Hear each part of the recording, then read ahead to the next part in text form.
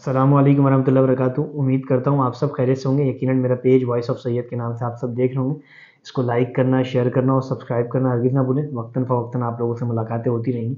اللہ تعالیٰ آپ سب کے علم میں، عمل میں، عمر میں برکت نصیب کرے اور مجھے کمنٹس میں بھی آگے کرتے رہے کریں. اچھا، آج موضوع یہ ہے کہ فرعون کی بیوی اور فرعون کا واقعہ ہے. اس میں موسیٰ علیہ السلام کو انہوں نے کیسے پالا پوسا اور بڑا کیا، یہ سارا واقعہ. اچھا، جب موسیٰ علیہ السلام کی پیدائش کا واقعہ ہوا نا، موسیٰ علیہ السلام جب پیدا ہوئے تو ان دنوں فرعون جو تھا نا، وہ بچوں کو یعنی لڑکوں کو ذبح کر رہا تھا. اور ان کو اس دور کے فرعون کو جو ہے اس دور کے نجومیوں نے بتایا تھا کہ تمہاری اس سلطنت کو جو تباہ کرے گا نا، وہ لڑکا تباہ کرے گا.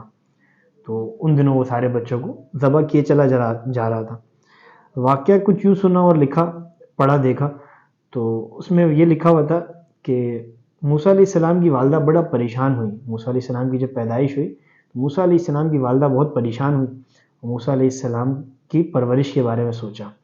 اللہ تعالیٰ نے موسیٰ علیہ السلام کی والدہ کو حکم دیا کہ سمندر کے میں بچے کو ڈال دو، ایک صندوق میں بند کریے. چنانچہ موسیٰ علیہ السلام کی جو والدہ تھی انہوں نے ایسے ہی کیا. موسیٰ علیہ السلام کو ایک صندوق میں بند کیا اور سمندر کے کنارے پر ڈال دیا، سمندر کی لہروں کے حوالے کر دیا. اچھا، فرعون کی بیوی اور وہ جو ان کی بیوی تھی فرعون کی، وہ سمندر میں جو ہے نا چہل قدمی کر رہے تھے. تو فرعون نے دیکھا کہ ایک صندوق پانی میں ڈوبا چلا آ رہا ہے.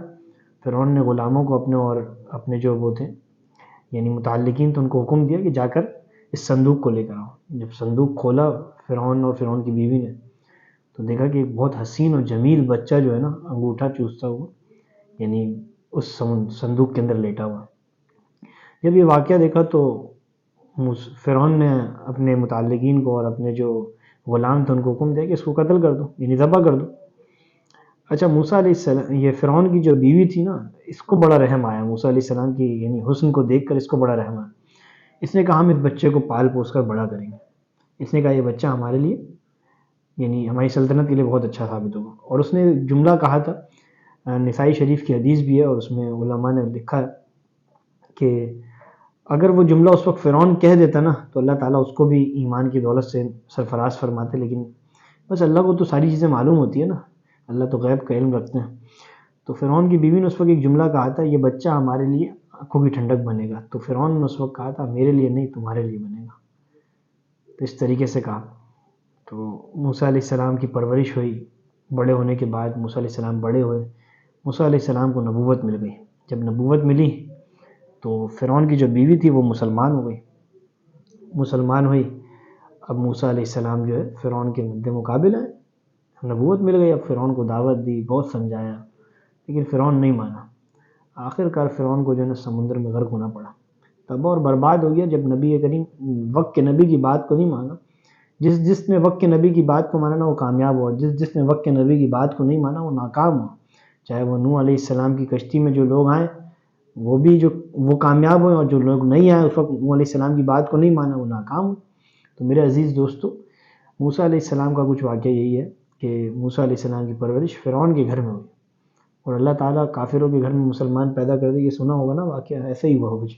اللہ تعالیٰ نے موسیٰ علیہ السلام کی پرورش ایک نان مسلم کے گھر میں کروائی اور ایسے کروائی کہ عالی شان طریقے سے بادشاہ کے گھر میں ایک نبی پل رہا ہے. کتنی بڑی بات تھی. تو اللہ تعالیٰ عمل کی توفیق نصیب کرے. تو اللہ تعالیٰ سے دعا کرنی چاہیے. اور دیکھیں جب کبھی دعا مانگے نا تو دعا میں یہ جملہ ضرور کہا کرے، اے اللہ مجھے اپنی محبت کے ساتھ ساتھ اپنے نیک لوگوں کی بھی محبت عطا فرما جو آپ سے محبت رکھتے ہیں، جو آپ کے محبین ہیں. وجہ یہ ہے نا کہ جب ہم یہ دعا مانگیں نا اللہ سے اللہ آپ اپنی محبت عطا فرمائیں، تو اللہ کے محبین کی، نیک لوگوں کی محبت مانگنی چاہیے. اس سے ہماری نسلوں کے اندر دین پیدا ہوگا، ورنہ تو پھر ہماری نسلوں سے دین جو ہے نا وہ یعنی دور ہو جائے. اور یہی وجہ آج ہماری نسلوں سے جو دین دور ہے، ہم صرف اللہ سے اللہ کی محبت مانگتے ہیں، اللہ سے صرف دنیا مانگتے ہیں. دین کو بھی مانگے اللہ سے کہ اللہ مجھے اپنی محبت، دین کی محبت، نیک لوگوں کی محبت، قرآن کی محبت، نبی کریم صلی اللہ علیہ وسلم کی محبت، صحابہ کرام کی محبت عطا فرمائے. جب ہم ایسا کریں گے تو اللہ تعالیٰ ہمارے لیے آسانیاں پیدا فرمائیں گے. امید ہے آپ کو یہ ویڈیو پسند آئے گی. انشاءاللہ پھر ملاقات ہوگی. میری اس ویڈیو کو لائک کرنا، شیئر کرنا اور سبسکرائب کرنا ہرگز نہ بھولیں. السلام علیکم ورحمۃ اللہ وبرکاتہ.